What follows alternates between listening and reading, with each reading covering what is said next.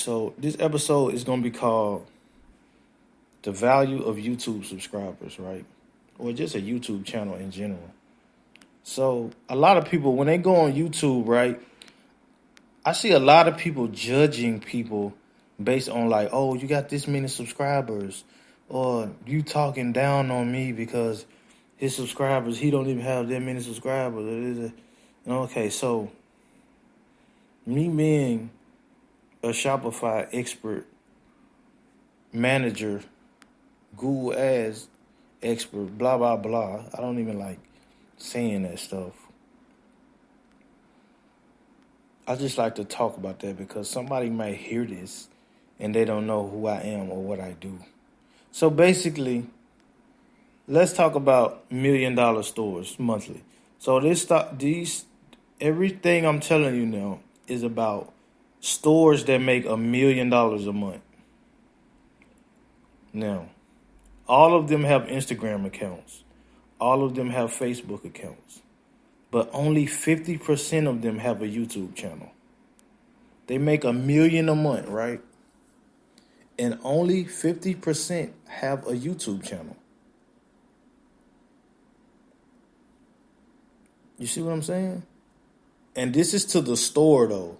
This is to the store. So this doesn't really mean like, a person who has a YouTube subscribers don't have money or something like that. I'm just putting everything in the context when we're talking about the value of a YouTube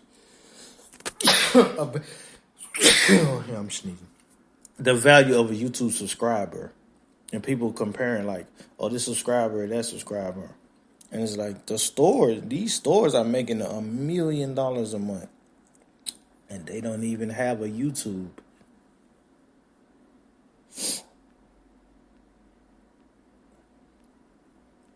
So think about this. When you see people online and they're arguing over subscribers, or he don't have this many subscribers, like, just get out of that. Just stay away from that. Like, I had to make this episode. This one had to be done because I see that all the time. Like, people talk about subscribers. That's why I talk about YouTube and TikTok so much. I think it was Glendon Cameron, right? Shout out to Glendon Cameron. He's good. Like, he made a video about like TikTok and YouTube when it comes to people making money online. And he talked about a guy who was spending like $500K, but he only made $10K on TikTok, off TikTok. And that's what that's what I'm talking about. Like, if you spend that much money on TikTok, the algorithm is so crazy, and we're talking about people who are watching a 10-second fucking video. Like, if you buy some, like, you know what I'm saying? People with that who, like, that's what I'm saying.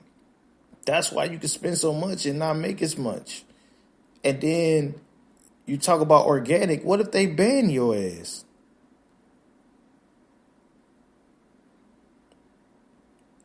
You see what I'm saying? And YouTube will ban the shit out of you too. YouTube is just as much propaganda as TikTok. It's just as much. If not worse. Most of the influencers, you talk about all the Illuminati, and they talk about, oh, the Illuminati is just rappers. No. It's bigger than just a rapper. It's way bigger than just a rapper. Like, you know, the big influencers, they're fucking puppets too.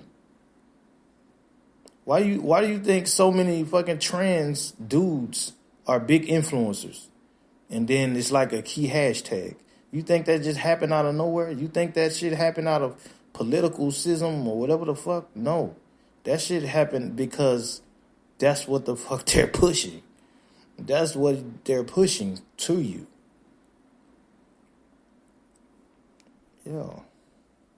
So we talk about the value of YouTube subscriber. That goes into it too. Like any like, even if somebody has a blue check mark, like if I see somebody with a blue check mark, I'm not thinking, oh, he's official. I'm thinking, what the fuck he had to do to get that blue check mark? That's what I'm thinking.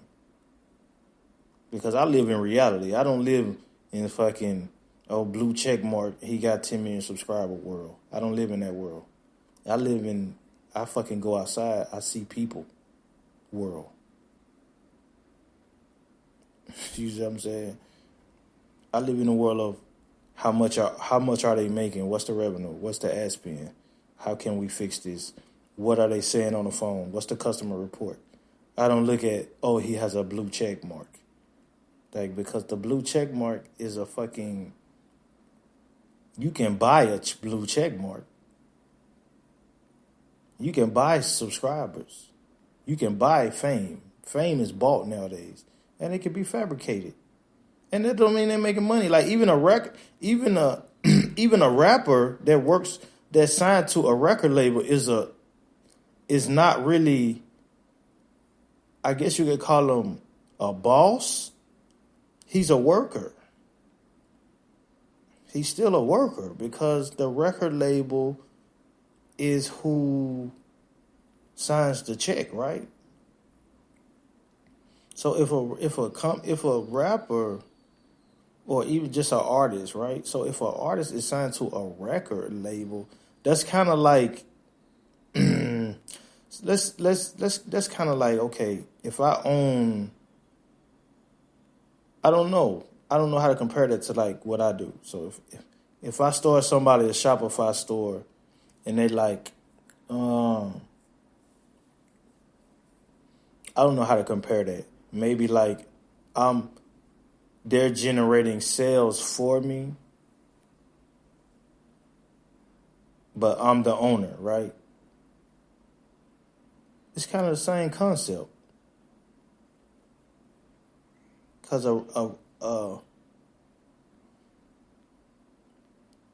that's why they start sub labels, right? That's why you would start a sub label under a record label based on a contract.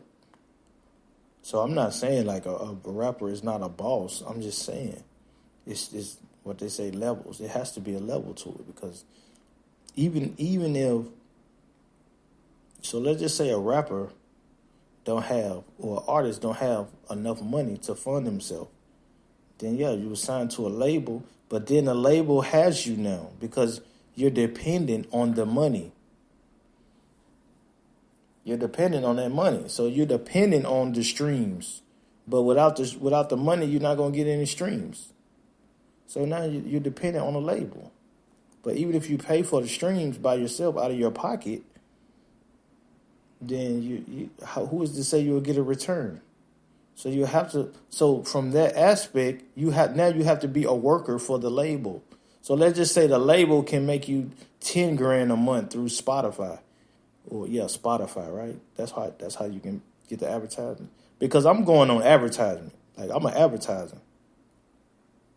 So I know through Spotify that you can generate money and invest and get a certain amount back. But to get a significant amount back, you need label money. You need record label money.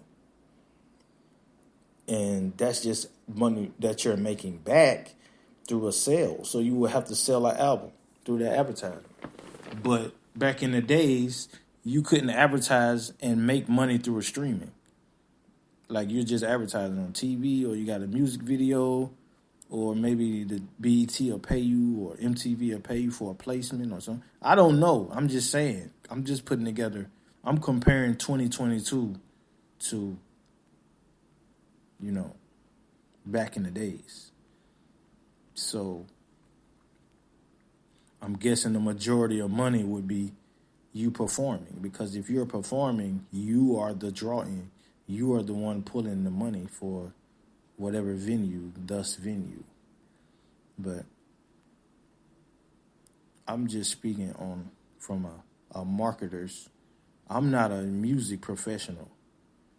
I'm a Shopify professional. I'm just saying. I know that Spotify has ads, and I know people who run Spotify advertisements for people, just like they run Facebook ads or Google ads. And most of that money from the streaming is not good enough for a regular person. It's good enough for a label, yeah, because labels have billions and trillions of dollars. But if a label has trillions of dollars, then that means whoever works for them is a worker. They're not a boss. They're not, you know what I'm saying?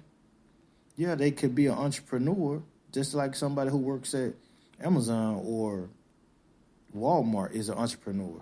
But they're not an entrepreneur with a W-2. You see what I'm saying? Like, you're still a worker because you're working for a label. You're just a rapper, right? Or an artist, or you're just singing. But the label is the one who's cutting the check for the stream, even if the stream is given to you in your name. So basically, you're working for a label. And that's just what I'm saying. Even if the record label produces the physical, right? Because if you're the physical for an artist would be what, a vinyl or like a disc or a CD. So even that's what I'm saying. So a label, even if you work for a label, why would a label let you print your own CDs if they're paying for your advertisement? They're going to want a piece of the CD because if it wasn't for them, then nobody would even hear you. So that's another worker aspect. So now you're even more of a worker. So I guess your benefit would be to sell clothing. If you just sell clothing, then the label can't really take a piece of that because that's a separate entity. And the music would just be for advertising. That's funny how I went from YouTube subscribers to like music artist advice. But they're still synonymous too, because just because a person has 1 million subscribers and they're rapping on YouTube or they're singing or something, that don't mean shit either. Because it's about what you're making. That's it. Like a video is a video. That's it. If you're rapping in a video, then you're advertising for a Spotify or a title or an album, right? It's just a commercial. That's pretty much what it is. A video is a commercial for an album. That's pretty much what it is. And you can make a little back on a YouTube or you can make a lot on a YouTube. But you have to be putting that money in. If you're the boss, the label can do it too. And you can generate a profit. So it works. It's good. I guess that's why we see an influx of rappers now. Because that's a funnel, you know. I see it as funnels. Me being in this line of work, I see everything as a funnel. So I'll see something and I'll be like, okay, what's the funnel? I don't sell funnels. Shout out to people who sell funnels, but I don't know. Like a funnel is like so. I don't understand how can you sell a funnel?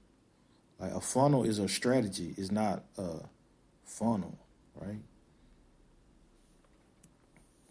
To me, like if somebody was to sell you a funnel, they would have to sell you a strategy. Because a funnel is a strategy. Like, what's your website look like?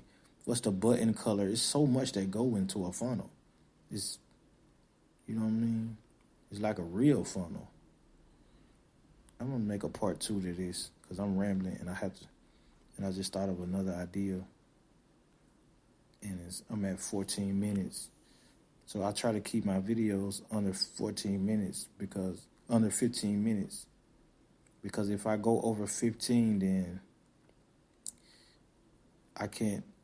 YouTube only allows 15 minutes, and it automatically goes to YouTube.